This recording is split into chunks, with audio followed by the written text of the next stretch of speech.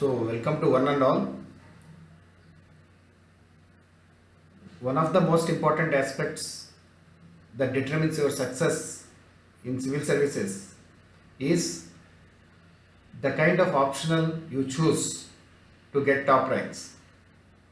So, friends, civil services is more an examination that is testing your scientific approach rather than a blind studies round the clock. So there are various options, as you are already aware, as you might be aware, but how to choose an optional is a very important aspect. There are three important criteria that makes selection of an optional very scientific.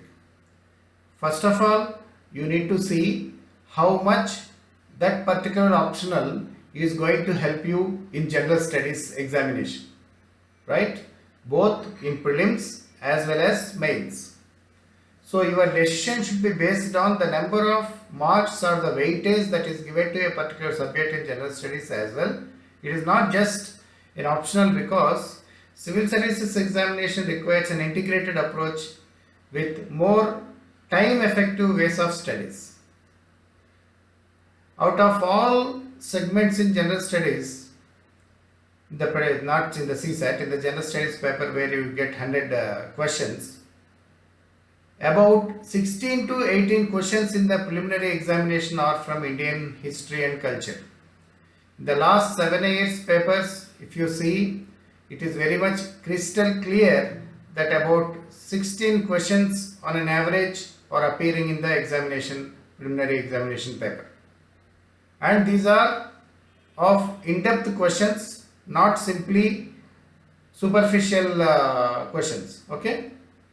So for this, that means to be able to answer these 16 questions which are in the preliminary that are common to all, you will have to study ancient India, medieval India, modern India, and with a special focus on ancient and medieval culture.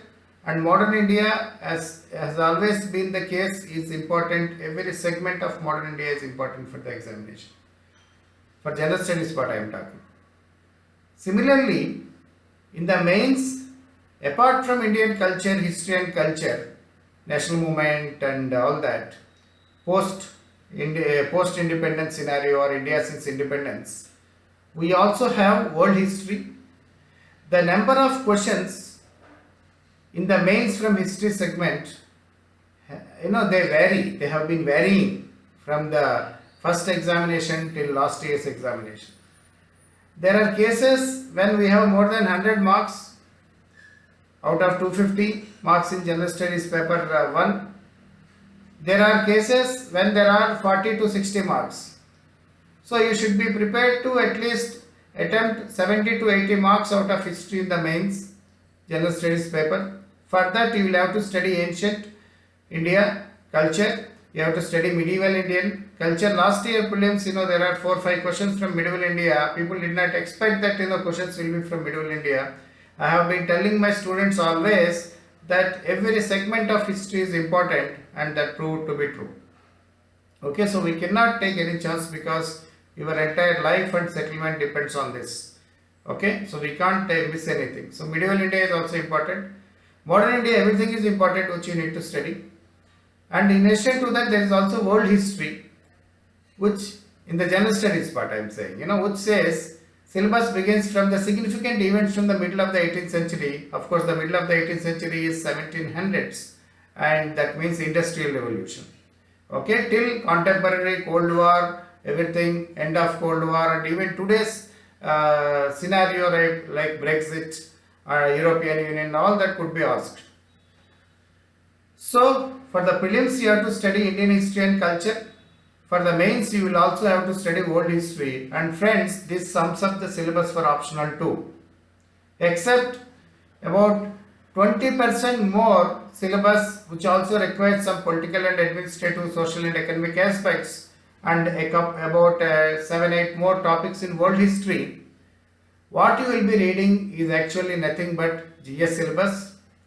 So if you are taking history optional, you are also reading for general studies. one almost 30 to 40% of GS paper 1 you are reading, 15% of preliminary examination coverage also you are doing. So that gives you lot of advantage of time. For example, you take history, I take subject X. I don't want to name other optional because I don't want to discourage people who want to take other optionals. Okay. So for example, if you take an optional which did not have much relevance in prelims, then that time is waste, right? You will have to read specially again. For example, if I take some literature topics, literature does not have any aspect in the preliminary examination, right? So like that, this is the first justification for taking history optional. Okay. Then there is also map pointing, which is for 50 marks. That also gives you a specific advantage because you can score at least 45 out of 50 if you prepare in a scientific way, which I will be telling you how to do it. So on any case, history optional makes you more closer to success. Okay. So this is the fundamental justification, friends.